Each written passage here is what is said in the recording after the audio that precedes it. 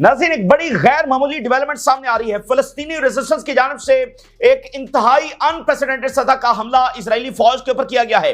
और इजराइल ने जब से ये एग्रेशन शुरू किया है ट्रंप के दौरे के बाद, और फिर उसको एस्केलेट किया, उसको एक्सपैंड किया, उस दरमियान फिलिस्तीनी रेजिस्टेंस के मुख्तलिफ हमले जब इजरायली फौज के ऊपर जारी रहे हैं। लेकिन इस वक्त जो फिलिस्तीनी रेजिस्टेंस ने हमला किया है वो अनप्रेसिडेंटेड है और उसके अंदर सबसे ज्यादा कैजुअलिटीज इजरायली फौज की हुई हैं। और उसमें जो फिलिस्तीनी रेजिस्टेंस ने अपनी कैपेबिलिटीज दिखाई है वो बहुत ही हैरानकुन है। और उसने इजरायली आर्मी को पूरी तरह से हिला कर दिया है। और उसने जो एक हैबत कायम की थी इस नए एग्रेशन से कि पता नहीं इजराइल क्या करने वाला है, तो फिलिस्तीनी रेजिस्टेंस ने जो अपनी कैपेबिलिटीज, अपनी पावर शो की है वो बहुत ही गैर मामूली है और बहुत ज्यादा इनकी कैजुअलिटीज हुई। अगली बात सुनिए, इजरायली मिलिट्री हेलीकॉप्टर को हिट कर दिया गया है। इस नए अग्रेशन में यह पहला मिलिट्री हेलीकॉप्टर है जो हिट हुआ है। और इजरायली एयरफोर्स जो वहां पर इवैक्यूएशन करने के लिए आई, तो रेजिस्टेंस ने ऐसा हमला किया कि इजरायली फौज है वो इवैक्यूएशन तक नहीं कर सकी। डेड और वुंडेड सोल्जर का दुनिया की one of the top air force कही जाती है इजराइल की, वो वहां पर अपने डेड और वुंडेड जो फौजी हैं उनको इवैक्यूएट नहीं कर सकी, बल्कि रेजिस्टेंस ने एक हेलीकॉप्टर भी गिरा दिया। तो यह बहुत ही गैर मामूली हमला हुआ है और इस जंग में इसका बहुत इंपैक्ट है, क्योंकि नेतन्याहू ने जो ये एग्रेशन शुरू किया है अंदर से तो एक मुखालफत है।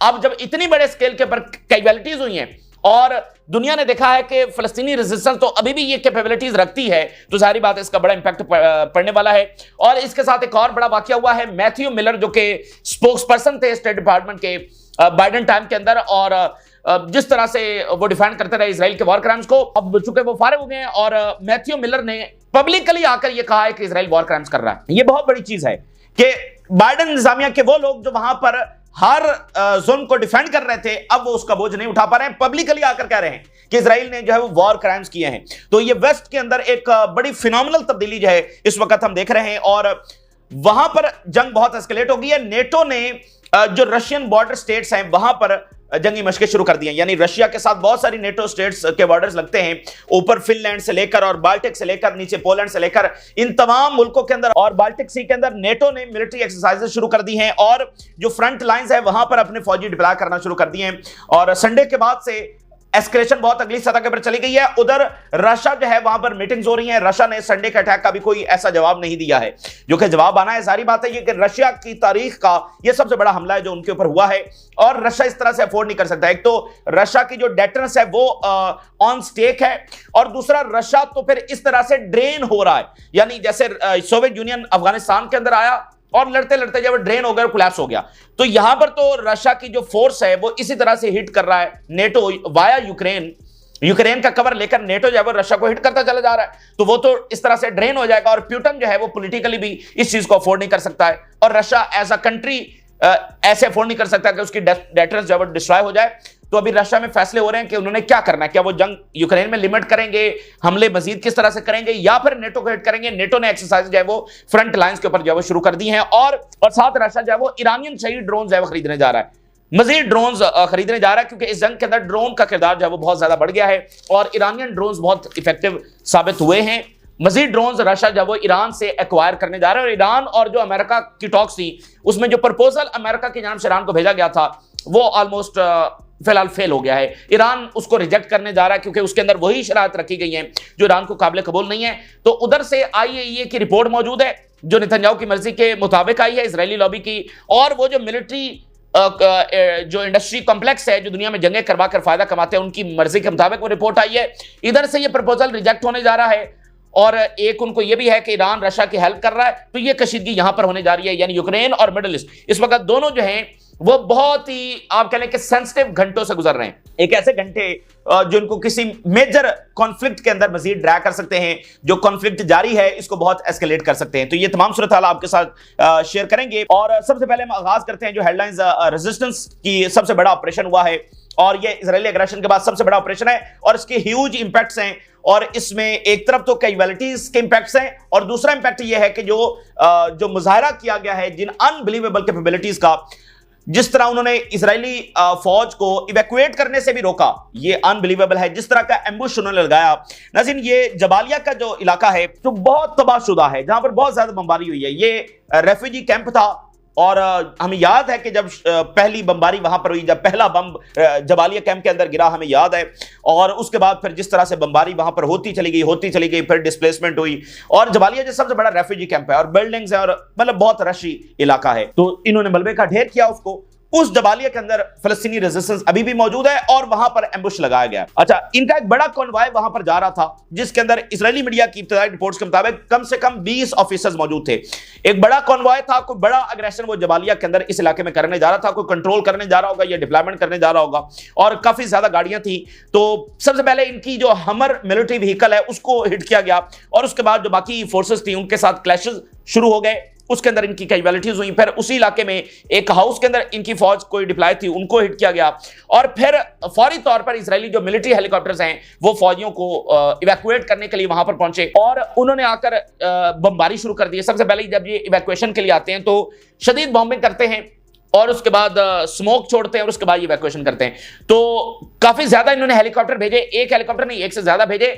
उन्होंने हैवीएस्ट बॉम्बिंग इस इलाके में की, उसके बावजूद जो है वो अपने फौजी यहां से इवैक्यूएट नहीं कर सके। ये इतनी बड़ी इनकी जिल्लत है। और रेजिस्टेंस ने ये जो कैपेबिलिटी का मुजाहरा किया है, ये एक तरह से उन्होंने मैसेज दिया है और आप कह लें कि एम्बैरस किया है उन 57 कंट्रीज की आर्मीज को, जो इस इजरायली आर्मी से, अब हम सख्त अल्फाज चलें इस्तेमाल करें या ना करें, उनसे खौफ के मारे बैठी हुई है कि पता नहीं इजरायली आर्मी के साथ लड़ेंगे तो उनके साथ क्या हो जाएगा। मैसेज दिया है रेजिस्टेंस ने इस हमले के साथ।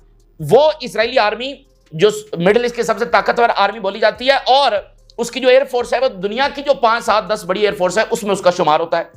वो गजा के इस तबाह हाल इलाके में जहां पर उसकी जमीनी फौज मौजूद है और उसकी एयरफोर्स है, वहां से अपने फौजियों को इवैक्यूएट नहीं कर सकी और रेजिस्टेंस अंदर से बैठकर कोई आगे से उनके ऊपर फायरिंग करती चली जा रही थी। अब जरा अंदाजा कर लें, यानी इनके ड्रोन्स फिर रहे हैं, इनके हेलीकॉप्टर्स फिर रहे हैं, इनकी जमीनी फौज है, तबाहाल एरिया है, वहां से ये अपने बंदे नहीं उठा सके। इस तरह इतना कंप्लेक्स लेवल का एम्बुश जो है, इतना डिफिकल्ट लेवल का और नाकाबिले बयान कैपेबिलिटीज हैं जो रेजिस्टेंस ने दिखाई हैं।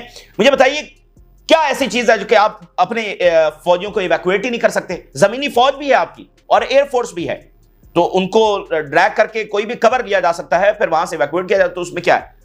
लेकिन पतन रेजिस्टेंस ने इस लेवल का एम्बुश लगाया कि वो इवैक्यूएशन नहीं हो सकी, उससे इनकी ज्यादा जिल्लत हो रही है। और फिर क्या हुआ कि इनका मिलिट्री हेलीकॉप्टर वहां पर हिट हुआ है। एक मिलिट्री हेलीकॉप्टर, ये बहुत बड़ी बात है, बहुत बड़ी बात है। ये कोई मिस्र की आर्मी नहीं लड़ रही है, ये हमास लड़ रही है और 20 महीनों से लड़ रही है, और 20 महीने के बाद वो ये ताकत अभी भी रखते हैं। अच्छा, इस वाकये के बाद, शदीद जानी नुकसान उठाने के बाद और जिल्लत उठाने के बाद, और ये जालिम तरीन आर्मी जो सिर्फ औरतों और बच्चों से लड़ना जानती है, जो सिर्फ औरतों और बच्चों को बम गिराने जानती है, जो एड बंद करके जंग जीतना चाहती है, जो एड को एज अ वेपन इस्तेमाल करके एड सेंटर के ऊपर गोलियां चलाते हैं ये, और जब रियल वॉरियर्स इनका सामना होता है तो ये अपने फौजी इवैक्यूएट भी नहीं कर सकते। 7 अक्टूबर की रिपोर्ट के अंदर इजरायली इदारों ने खुद लिखा कि इनके जो जनरल्स थे, इनके जो मेजर्स थे, इनके जो टॉप ऑफिसर्स थे, वो कैसे कहीं जाकर नीचे बंकर्स के अंदर छुप गए, अपने कमरों को अंदर से लॉक करके कहीं टेबल के नीचे छुप गए। ये इन्होंने अपनी रिपोर्ट में लिखा है। ये आर्मी है टोटल, और इन सिर्फ औरतों और बच्चों के साथ ये लड़ना जानते हैं। तो इस हमले ने, आप कह लेंगे, पूरा एक मुख्तलिफ वाकयात तो होते रहते हैं, लेकिन एक बहुत बड़े लेवल का ये हमला है जिसने बहुत इंपैक्ट छोड़ा है। तो मैं हेडलाइंस आपके सामने रखता हूं। इसके साथ जो है जबालिया और फिर बैतलहाया के इलाकों में नए तर्ज के ऑपरेशन इसी दरमियान हुए। Targeted force consisted of 20 officers and soldiers in the 9th Brigade. Most of the forces was killed and wounded at the scene. और difficult security incident is still ongoing, is almost completely different from previous events in the nature. ये बिल्कुल different वाकया है।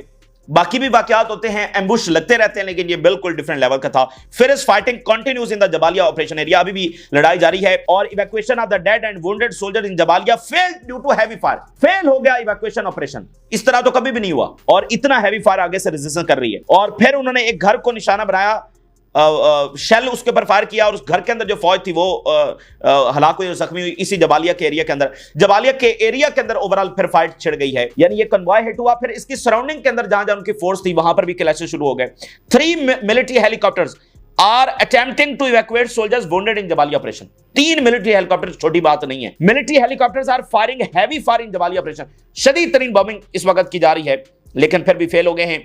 Military helicopter was fired upon while attempting to evacuate wounded people from Jabalia. Israeli media ने confirm किया है कि एक इनका जो हेलीकॉप्टर है वो हिट हुआ है। Resistance succeeded in thwarting major military operation by the army there and forces are currently withdrawing from the entire area of the incident. अब इस ऑपरेशन का नतीजा ये निकला है कि इस पूरे एरिया से इजरायली फौज पीछे हटना शुरू हो गई है।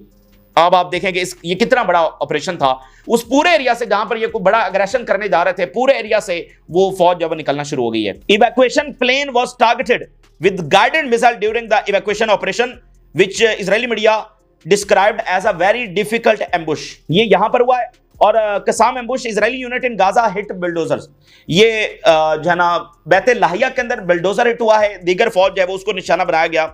इन्फेंट्री यूनिट था और वेल कोऑर्डिनेटेड एम्बुश बैत लाहिया दूसरा इलाका है, वहां पर ये लगाया गया। बिल्डोजर्स और इन्फेंट्री यूनिट वहां पर हिट हुआ। पॉइंट ब्लैंक रेंज के ऊपर जो है वो क्लैशेस हुए और resistance has intensified their guerrilla style operations including ambushes and booby traps inflicting mounting casualties among Israeli forces operating deep inside Gaza. Israeli occupied forces face mounting losses from resistance operations. इसलिए हमने पिछली video में आपके सामने रखा कि Israeli फौज है वो कैसे कामकीजी ड्रोन्स इस्तेमाल कर रही है, उनको आगे भेजती है। तो ये सब भी उनके काम नहीं आ रहा, उनकी कैजुअलिटीज बढ़ती चली जा रही हैं। फिलिस्तीनी रेजिस्टेंस ने अपने जो ऑपरेशंस हैं वो और एस्केलेट कर दिए हैं और अब वो एक नई तर्ज की कैपेबिलिटीज का मुजाहरा कर रहे हैं जिसमें उनका फोकस एम्बुश लगाना है। वो बस एक एम्बुश लगाते हैं, यानी इस नए फेज में वो जो सबसे बड़ा टैक्टिक ऑपरेशन का इस्तेमाल कर रहे हैं वो ये घात है।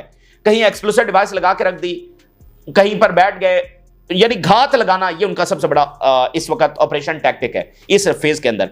और 40,000 फाइटर्स उनके पास मौजूद हैं। तो अब आप देखिए कि ये आर्मी जो है वो सिर्फ और सिर्फ औरतों और बच्चों के साथ लड़ना जानती है। तो इसके बाद जो है वो जब ये जाएंगे स्ट्रेचर के ऊपर इसराइल में, तो नेतन्याहू के ऊपर प्रेशर जो है वो और बहुत ज्यादा आने वाला है। और एक और बड़ा गैर मामूली वाकया हुआ नाज़रीन, और ये इस बात का सबूत है कि बच्चों को, औरतों को मारना, इसका बोझ इनसे नहीं उठाया जाएगा। ये दुनिया में कोई भी नहीं उठा सकता। और इन्होंने क्या किया है यहां पर, ठीक है ना, इनको सोचना चाहिए था, इनको रहम खाना चाहिए था। यार आखिर सारे इंसान ही हैं, मतलब एक लैंड के लिए इतने बच्चों को मार देना, इतने औरतों को मार देना, इतने इंसानों को मार देना। ये अभी मैंने आपको मिसाल दी ना कि रशिया भी वहां पर अवॉइड कर रहा है कि सिविलियंस डायरेक्टली हिट ना हो, क्योंकि सारी दुनिया ये समझती है कि जब सिविलियंस को आप निशाने पर ले लेते हैं तो सिविलियंस को मारने से आप जंग हारते हैं, जीतते नहीं हैं। अब मैथ्यू मिलर जो कि स्टेट डिपार्टमेंट का स्पोक्स पर्सन था बाइडेन के टाइम के अंदर, और ये इतना एक शख्स था कि जिसको पूरी दुनिया से तानो तशनी और आप समझ लें कि सख्त तरीन अल्फाज और इसके ऊपर तनकीद, और मतलब ये निशाने के ऊपर रहा पूरी दुनिया की, क्योंकि जो ये काम कर रहा था, उधर बॉम्बिंग हो रही थी, जुल्म हो रहा था और ये डिफेंड कर रहा था। तो इसका जो चेहरा है, ये दुनिया में सबसे नापसंदीदा चेहरा ये बन गया था, ये मैथ्यू मिलर जो है। मैथ्यू मिलर अब फारिग हो गया, तो बाइडेन एडमिनिस्ट्रेशन चली गई, तो पहला इसने इंटरव्यू दिया है और पब्लिकली आकर इसने एतराफ किया है कि इजराइल वहां पर वॉर क्राइम्स कर रहा है। अब मुझे बताएं कि इस चीज की जो जरूरत क्यों पेश आई है। जिन लोगों ने इस जेनोसाइड को सपोर्ट किया है वो वेस्टर्न सोसाइटीज के अंदर नहीं चल सकते, वो दुनिया और जेनोसाइड एक साथ नहीं चल सकते, चाहे वो सियासतदान हो, चाहे वो इस तरह के ऑफिशियल्स हो, चाहे वो कंपनीज हो, उनको लोग कबूल नहीं करेंगे, ठीक है ना। उनको, आपको पता है जब वियतनाम की जंग हो रही थी, अमेरिकन फौजी जब वापस आए तो उनको पता चला कि अमेरिकन जो हैं ये तो इनके साथ बड़ी नफरत करते हैं, इनके साथ तो बड़ा इनको बुरा समझते हैं। यानी अमेरिकन ये समझ रहे थे कि भाई हम तो वॉर हीरो हैं, इतनी बड़ी हमने जंग लड़ी है, इतनी हमारी कैजुअलिटीज वहां पर हुई हैं, एक मुश्किल तरीन जंग थी अमेरिका की। जब ये वापस आए तो इनको पता चला कि अमेरिकन तो इनको बहुत नापसंद से भी अगली बात करते हैं, जिसके ऊपर एक फेमस फिल्म जो है वो रैम्बो भी बनी, ठीक है। तो अमेरिकन फौजी और अमेरिकन सोसाइटी के अंदर उनको डिसलाइक किया जाने लगा, ठीक। तो ये तो फिर भी मामला और है। तो ये कोई भी इसका बोझ नहीं उठा सकता, इसका हिसाब किताब होकर रहेगा। और इजराइल जो सोच रहा है, ये जो इंतहा पसंद गवर्नमेंट बैठी हुई, ये भी अपने अंजाम तक पहुंचेगी और इजराइल भी। अब आप देखिए फ्रीडम फर्टिला के ऊपर जो आ रहे हैं जांबाज, पूरी दुनिया उनको सलाम कर रही है, इनकी जुर्रत को सलाम, इनकी बहादुरी को सलाम। और जिसको कहते हैं ना कि सही वाली बहादुरी, जान हथेली पर रख कर ये लोग वहां से निकले हुए हैं। वीडियोस भी उनकी आ रही हैं और खाना मेडिसिन ये लेकर वहां से आ रहे हैं। और लिंडसे ग्राहम ने जो स्टेटमेंट जारी की है, जो ग्रेटा थंडरबर्ग हैं, जो अमेरिकन एक्टिविस्ट हैं, जो ट्रंप को बहुत डिसलाइक करती हैं और 10-12 साल की उम्र से ये फेमस हैं, उसके बारे में लिंडसे ग्राहम ने जो स्टेटमेंट जारी की है उसको थ्रेट किया है। कहता है hope Greta and her friends can swim. ये लिंडसे ग्राहम जो है वो बड़ा एक कैरेक्टर है, हिस्ट्री का बड़ा एक अफसोसनाक कैरेक्टर है और ये डीप स्टेट का फेस है। ईरान जंग का बहुत बड़ा हामी है और इराक जंग और ये सारी जंगें इसका बहुत बड़ा लॉबियस्ट है और इजराइल का ये फ्रंट मैन है, ठीक है, डीप स्टेट का फेस है। और अभी ये वहां बहुत एक्टिव है यूक्रेन के अंदर। अभी ये ज़ेलेंस्की से मिलकर आया है, इस हमले से एक दिन कबल ये वहां पर मिलकर आया है और ये इसने जंग एस्केलेट करने का ऑर्डर जो है वो ज़ेलेंस्की को दिया है और ये एक बिल भी लेकर आ रहा है, उसको आगे चलकर डिस्कस करते हैं। तो इसने, आप जरा अंदाजा करें, वो अमेरिकन एक्टिविस्ट है और ये कह रहा है कि hope Greta and her friends can swim, कि यानी इनको तैराकी आती होगी। इसका मतलब क्या है कि इस जहाज को तो इजराइल हिट करेगा तो ये पानी में छलांग लगाना पड़ेगी या उसी में डूब जाएंगे, जारी बात है। पानी में छलांग लगाकर कौन, तो मतलब इतना बेरहम जुमला उसने अपनी ही एक एक्टिविस्ट अमेरिकन के बारे में जो है वो बोला है। यमन जो है वो नेक्स्ट फेज जो है वो लॉन्च करने जा रहा है। Yemen wants foreign companies to leave Israeli occupied territories as next phase of escalation looms. और ईरान के जो फॉरेन मिनिस्टर हैं उनकी जर्मनी के जो फॉरेन मिनिस्टर हैं उनके साथ बड़ी अहम तरीन कॉल पर बात हुई है। Emphasize the importance of Europe constructive role in nuclear issue. ये ईरान ने कन्वे किया यूरोप को कि आप जरा होश के नाखुन लें, आप हमारे खिलाफ जाकर क्या हासिल कर लेंगे, हम तो झुकने वाले नहीं हैं, तो आप जरा कंस्ट्रक्टिव रोल। तो जर्मनी के साथ कॉल पर बात हुई है और अमेरिका ने प्रपोजल भेजा था जिसमें यह था कि ईरान इनरिचमेंट नहीं करेगा। रिपोर्ट्स के मुताबिक ईरान जब उसको रिजेक्ट करने जा रहा है, इससे कशीदगी और ज्यादा जो बढ़ने जा रही है, मिडिल ईस्ट के अंदर माहौल और खराब होने वाला है। जब अमेरिका को पता है कि ईरान इसको रिजेक्ट करेगा तो फिर उन्होंने इसको क्यों भेजा, तो शायद वो जंग का जवाब तलाश कर रहे हैं या इजरायली लॉबी को खुश कर रहे हैं। वहां पर ज़ायनिस्ट बैठे हुए, ट्रंप इंतजामिया में ज़ायनिस्ट बैठे हुए, ठीक है ना, ज़ायनिस्ट से घिरी हुई है ये इंतजामिया। और ट्रंप जितने वो दावे कर, अच्छा ट्रंप जो है ना वो अपना एक उसकी पर्सनैलिटी है कि उसने एक सॉफ्ट इमेज दुनिया में रखा हुआ है, हालांकि ये बहुत बाइडेन से भी ज्यादा अगला है, ये उससे भी आप सख्त और बेरहम आप इसको कह सकते हैं, लेकिन उसने एक सॉफ्ट इमेज अपना क्रिएट किया होगा, मैं तो अमल लाने वाला हूं। और फिर इसकी फनी वीडियोस भी आती रहती हैं और फिर जैसे ये यू टर्न ले लेता है, दुनिया इसको नॉन सीरियस सा लेती है, तो ये उससे भी ज्यादा अब कहते हैं कि ये ज्यादा सख्त और बेरहम और इस तरह के फैसले। कोई अमेरिकी सदर ये नहीं कह सका कि गजा पर कब्जा करेंगे। दुनिया के सबसे मजलूम लोग हैं गजा के लोग, और जेनोसाइड में कहना कि इनको निकालेंगे और यहां पर गोल्फ कोर्स बनाएंगे, ये कोई जी शऊर शख्स कर सकता है? तो बहरहाल अब ट्रंप साहब की इंतजामिया जब वो ज़ायनिस्ट और हॉकिश से घिरी हुई है, कोई कह रहा है चाइना से जंग करो, कोई कह रहा है रशिया के खिलाफ असलहा मजीद दो, और कोई कह रहा है मिडिल ईस्ट के अंदर ये ईरान के साथ जंग करो और गजा में ये सारा उनको डिस्प्लेस करो, तो अजीब माहौल वहां पर बना हुआ है। अब नेटो ने नाज़रीन एक्सरसाइजेज जो है वो शुरू कर दी हैं। NATO exercise simulates Russian invasion across front line member states. देखिए यूरो न्यूज इसको रिपोर्ट कर रहा है, ये हमारी कोई बातें नहीं है, हमारी कोई स्पेकुलेशंस नहीं है, हमारा कोई एस्टिमेट नहीं है कि हम ऐसी हवा में बातें आपके सामने रख रहे हैं। ताज़ा तरीन खबर यूरो न्यूज आपके सामने रख रहे हैं कि नेटो ने अचानक एक्सरसाइजेज जो है वो शुरू कर दी हैं फ्रंट लाइन स्टेट्स के ऊपर। पोलैंड है, बाल्टिक सी है, ऊपर फिनलैंड है, फिनलैंड को भी इन्होंने नेटो में घसीट दिया है। तो वहां पर जनाब के रशिया इन्वेड करने वाला, रशिया कोई इन्वेड करने वाला नहीं है, ठीक है, लेकिन रशिया हिट कर सकता है इनकी बेसिस को। उसकी वजह यह है कि उनकी बेसिस को इन्होंने हिट किया, और उसमें बड़ी एक जो खतरनाक बात हुई है, जो बॉम्बर्स हैं न्यूक्लियर बॉम्बर्स, उनको खुली फिजा में यानी अपनी बेसिस में किसी हैंगर में नहीं, ओपनली खड़ा किया जाता है। और ऐसा क्यों किया जाता है? यह एक मुआहदा है जो 2010 के अंदर ग्लोबल पावर्स, जो न्यूक्लियर पावर्स हैं, जो जिनके पास ये कैरियर्स हैं यानी बॉम्बर्स हैं, उनके दरमियान हुआ था कि आपके जो न्यूक्लियर बॉम्बर्स हैं सबके वो इस तरह से ओपनली खड़े होंगे, किसी हैंगर में कहीं छुपा कर नहीं, ताकि जो थर्ड पार्टी है वो सैटेलाइट्स के जरिए देख सके कि ये क्या कन्वेंशनल पर्पस ही के लिए इस्तेमाल हो रहे हैं या फिर इनको कहीं न्यूक्लियर आर्म्ड तो नहीं किया जा रहा। जैसे रशिया के हैं तो अमेरिका देखता रहे, और अमेरिका के हैं कि रशिया देखता रहे, चाइना देखता रहे। अब जैसे अमेरिकन बॉम्बर्स आए थे तो वो भी खुली फिजा में खड़े हुए थे और सैटेलाइट से उसकी इमेज आई थी। तो ये एक मुआहदा है और उस मुआहदे को नेटो ने वायलेट किया है। बिला वजह उन्होंने अपने सबसे बड़े कीमती एसेट्स हवा में नहीं खड़े किए हुए, खुली फिजा में कोई भी आकर हिट कर ले। ये एक एग्रीमेंट है, और जब आप एक ग्लोबल पावर्स के साथ, यानी देखें वर्ल्ड वॉर क्या होती है, वर्ल्ड वॉर ये है कि आपके तमाम मुआहदे खुले लाइन हो गए। और उसका मतलब पता है आपको क्या होता है? जब हम कहते हैं कि वर्ल्ड सिक्योरिटी को खतरा है, उसका मतलब आपको पता है क्या होता है? जरा वर्ल्ड वॉर की हिस्ट्रीज पढ़कर देख ले, इंसानियत कितनी बेरहम हो सकती है जब ये सारे मुआहदे जब खत्म हो जाते हैं। इंसानियत का कोई और रूप ही दुनिया देखती है। ये बड़ी बेरहम बातें हैं, ठीक है, ये बड़ी तलख हिस्ट्री है, और इंसान कितने बेरहम हो सकते हैं वो इन जंगों के अंदर हम देखते हैं। तो इस तरह से मुआहदों को तोड़ना, और यानी रशिया के पैसे भी फ्रीज कर लिए, अब उनके साथ ये वायलेशन इस तरह के भी कर रहे हैं, तो रशिया ने भी तो अपने आप को डिफेंड करना है। तो ये तो आग से खेलने वाली बात है। ये दुनिया को, ये जो मस्करा है ना ज़ेलेंस्की और इधर ये बेरहम शख्स नेतन्याहू, ये दोनों जो है वो दुनिया को आलमी जंग की तरफ धकेल रहे हैं, और नेटो ज़ेलेंस्की के कंधे पर रखकर जब बंदूक चला रहा है। बड़ी खतरनाक बातें हैं। 26,000 मल्टीनेशनल ट्रूप्स जो है वो अभी अभी डिप्लॉय होने की खबर आ रही है बाल्टिक के अंदर जो स्टेट्स हैं, और इसके अलावा पोलैंड के अंदर, और इस रिपोर्ट में आपको पता है क्या लिखा है? अगले आने वाले महीनों के अंदर रशिया इन्वेड कर सकता है। मे भी ऐसा हो, मे भी ऐसा ना हो, लेकिन जैसे इन्होंने एक सबोटाज ऑपरेशन किया है, रशिया इसी तरह से नेटो बेसिस को हिट कर सकता है। अब रशिया ये देख रहा है कि उसने क्या करना है, मतलब रशिया इसको एक स्पेशल मिलिट्री ऑपरेशन कहता है। अब उसने सोचना है कि आगे वो जंग किस तरह से लेकर चलेगा। अभी पुतिन ने कोई स्टेटमेंट जारी नहीं की है और ये रशिया के ऊपर सबसे बड़ा हमला है और रशिया ड्रेन हो रहा है, ठीक है ना, जैसे सोवियत यूनियन के साथ हुआ अफगानिस्तान में। तो वो तो इस तरह से अपनी कैपेबिलिटीज खोते चले जाएंगे और एक दिन नेटो जब उनके ऊपर हमला कर देगा। तो रशिया को कुछ ना कुछ बहरहाल जब वो करना है। और ये जो लिंडसे ग्राम है, ये अभी ज़ेलेंस्की से मिलकर आया है और ये एक बिल लेकर आ रहा है कांग्रेस में रशिया के ऊपर मजीद सैंक्शंस का।